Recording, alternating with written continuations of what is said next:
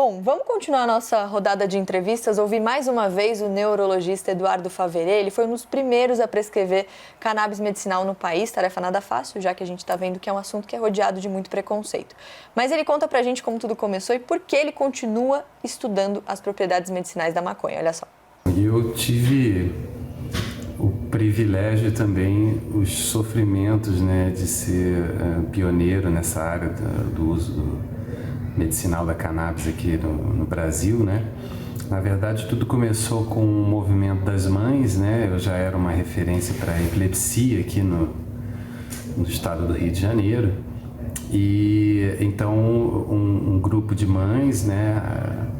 Em especial a Margarete Brito, que é presidente da associação APEP, ela me procurou para prescrever o canabidiol trazido naquela época ilegalmente, né, da Califórnia. Enfrentamos algumas situações assim em ambiente de trabalho, pessoas olhando assim meio torto. A gente tinha uma coisa assim muito importante, que eram as famílias, os pacientes, né, crianças que nunca tinham sorrido antes, começando a sorrir, controlando crises epiléticas, pacientes com dor crônica melhorando tremendamente, pacientes com Alzheimer, né, com quadro de agressividade, assim, voltando a ser uma pessoa com empatia, amorosa, sorridente, tendo melhoras cognitivas, né, depende muito de quando você inicia, né, sempre quanto mais cedo melhor, né. É sobre isso que a gente está falando, né? Se é para tirar a dor de alguém, como o Karnal bem disse, não deveria nem ser um debate. Ele falou sobre a Margarete, a gente vai ouvi-la daqui a pouquinho. Vamos falar agora sobre um documentário ilegal que foi lançado em 2016.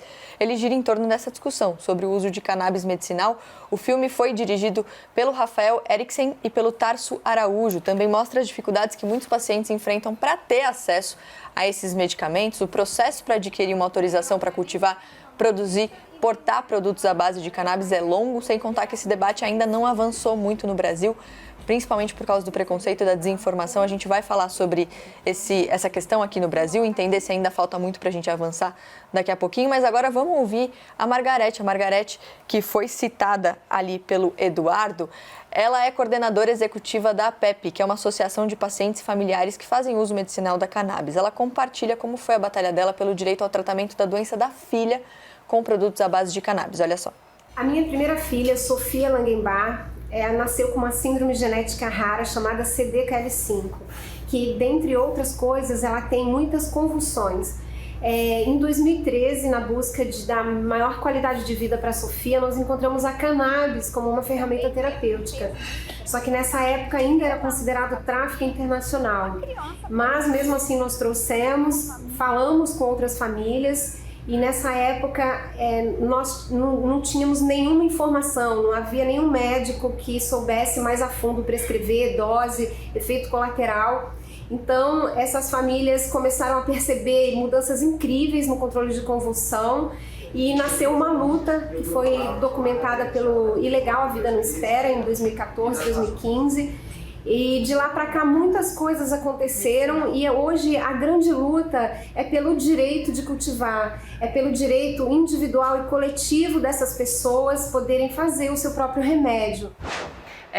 Esse relato da Margarete, enfim, eu estou aqui com lágrimas nos olhos de novo. De fato, o que eu tinha comentado antes é que a questão mais sensível nesse momento é a questão relacionada ao direito de cultivo. Então a APEP está numa batalha judicial, a gente até teve acesso a alguns documentos com algumas vitórias, mas claro, sempre aquela apreensão, né, do que pode acontecer. Eu tenho um caso aqui envolvendo a Abrace, que é uma outra associação que cultiva e que fornece o canabidiol, e o desembargador Cid Marconi, do Tribunal Regional Federal da 5ª Região, ele foi visitar a associação e voltou atrás numa decisão que suspendia a possibilidade de cultivo. Então isso é interessante, porque quando o desembargador foi conhecer a realidade, ele entendeu e ele foi acompanhado, aqui eu tenho, de representantes da Anvisa, da Procuradoria Federal da Paraíba, da Ordem dos Advogados, da Justiça Federal da Paraíba, enfim, tinha gente da Polícia Federal, de todas as instituições, para que se compreendesse o que acontecia ali e para que todo mundo ficasse tranquilo com a decisão. Se a gente tiver tempo, Mari, eu queria contar um caso envolvendo uma decisão do Tribunal de Justiça do Estado de São Paulo, que eu acho que ilustra bem todas essas questões, para todo mundo entender. Um casal do interior de São Paulo tem uma filha com epilepsia. E aí eles ficam sabendo sobre as propriedades do canabidiol e procuram um médico que receita para essa moça um medicamento à base de cannabis, o Real Scientific Hemp Oil, que é produzido fora do Brasil. E eles recebem a autorização para importar esse medicamento. Então veja só, o uso do medicamento não é um problema, porque eles tiveram essa autorização. Então, tudo bem, podemos usar o medicamento. Só que, porque ainda não existia produção desse medicamento no Brasil, eles precisariam importar o medicamento, assim como hoje ainda precisam importar o insumo. Para importar o medicamento, o custo mensal do tratamento seria de R$ 5.500, um custo alto. A gente sabe que na situação do Brasil, os 10% mais ricos do Brasil são pessoas que ganham ali aproximadamente mais de R$ 6.000 por mês. Isso significa que nem essas pessoas, ou seja, só 1% mais rico, poderia fazer uso do medicamento, porque se você ganha R$ 6.000 por mês e você gasta 5,5 para conseguir comprar um medicamento, a conta não fecha. Então, eles acionaram a Fazenda Pública para que o Estado custeasse o tratamento à base do canabidiol. E a Fazenda Pública foi obrigada, ou o Estado foi obrigado a custear o tratamento. Então, aí a gente já tem mais um problema. Olha só quantas demandas para o Poder Judiciário. E aí, o Estado sendo obrigado a custear um medicamento que é mais caro porque é importado, um Estado que já está estrangulado nas contas públicas. Só que o Poder Público não cumpriu a obrigação. Comprou por 2 meses e parou de comprar. E os pais continuaram com uma filha com epilepsia que precisava de um remédio, para o qual eles não tinham dinheiro. E eles decidem plantar em casa. E pedem um salvo-conduto, um habeas corpus que antecede qualquer tipo de repressão para que eles possam plantar. Pedem para a Justiça de primeira instância. A Justiça diz não. Não pode. Primeiro acionamento do Poder Judiciário. E aí eles vão para o Tribunal de Justiça do Estado de São Paulo. Acionam uma Câmara Criminal. E, finalmente, eles conseguem o salvo-conduto para produzir um medicamento cujo uso já havia sido autorizado, mas que não tinha produção aqui.